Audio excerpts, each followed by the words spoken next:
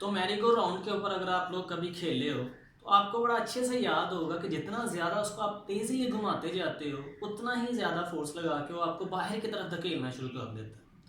तो उस बाहर धकेले जाने से बचने के लिए आप लोग क्या करते हो, आप उसको मज़ीद फोर्स लगा के होल्ड कर लेते हो, यानी उसका जो सेंटर होता है उस सेंटर को आप टाइटली पकड़ लेते हो ताकि आपको वो बाहर ना फेंक सके।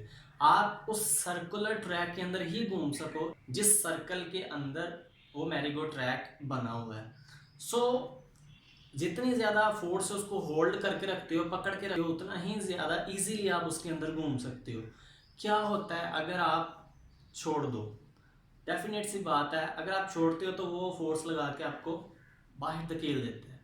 इसका मतलब ये है कि अगर आपको किसी एक सर्कल और पाथ के अंदर ही घूमते रहना है तो आपको एक फोर्स लगानी पड़ती है।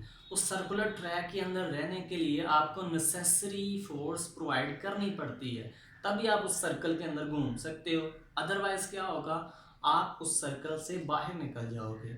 सो वो फोर्स जो आपको एक सर्कुलर ट्रैक के अंदर मूव करवाए, एक सर्कुलर ट्रैक के अंदर ही बनाए रखे, उस फोर्स को हम कहते हैं centripetal force.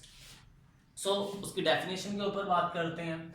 Centripetal force is a force that keeps a body to move in a circle. बिल्कुल उस मैरीगो राउंड की तरह अगर आपको सर्कल के अंदर रहना है तो आपको एक कॉन्टिन्यूसली फोर्स लगानी पड़ेगी। उस फोर्स को हम कहते हैं सेंट्रीपिटल फोर्स, या फिर आसान लफ्ज़ों में हम इसे ऐसे भी कह सकते हैं, वो फोर्स जो किसी भी बॉडी को सर्कुलर ट्रैक में रखती है, सर्कल से बाहर नहीं जाने देती, उस फोर्स को हम कहते हैं सेंट्रीपिटल फोर्स। ये फोर्स बच्चों हमें मून के ऊपर भी लगती हुई नजर आती है जब वो अर्थ के इर्द गिर्द घूमता है, और डेफिनेटली अर्थ के ऊपर भी नजर आती है जब वो सन के इर्द गिर्द घूम रही होती है।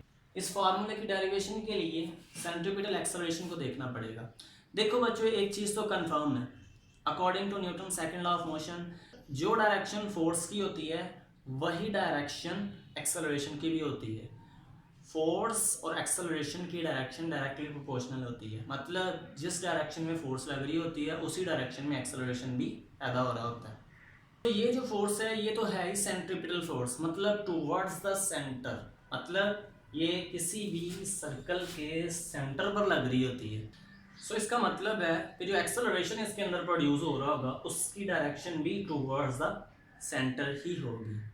सो अगर आप लोग कंसिडर करो कि कोई बॉडी है जिसका मास m है और वो मूव कर रही है इन अ सर्कुलर ट्रैक जिसका रेडियस r है विद अ वेलोसिटी v, उसके एक्सेलरेशन के लिए जो हमारे पास फार्मूला बन के आएगा वो होगा a is equal to V square by r।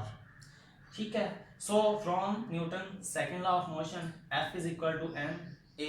सो अगर हम a की वैल्यू इधर पुट कर दें, a is equal to V square by r, so F is equal to M as it is आ गया वी स्क्वायर बाय r, इसकी जगह ये आ जाएगा। ठीक हो गया। So this is the derivation of F C is equal to M V square over R. सबसे पहले इसको डिस्कवर किया था या फर्स्ट डिस्कशन इसके अबाउट जो की गई थी आइजैक न्यूटन ने की थी इन 1684 में। और अगर आप लोग थोड़ा सा हिस्ट्री को पढ़ो तो काफ़ी ज़्यादा कंट्रोवर्शियल भी चली थी इन दोनों के दरमियान, लाइबनिज और सर आइजैक न्यूटन के दरमियान। सो जो हमारा नेक्स्ट लेक्चर होगा सेंट्रीफ्यूगल फोर्स के ऊपर, उसको समझने के लिए सबसे पहले आप लोगों को आइंस्टाइन की इस फेमस कोटेशन को अच्छे से अपने जहन में बिठा लेना चाहिए, imagination is more important than knowledge. So हमारा जो नेक्स्ट कमिंग लेक्चर होने वाला है सेंट्रीफ्यूगल फोर्स के ऊपर, उसके अंदर हमें इमेजिनेशन की ज़्यादा ज़रूरत पड़ेगी एज कम्पेयर टू नॉलेज।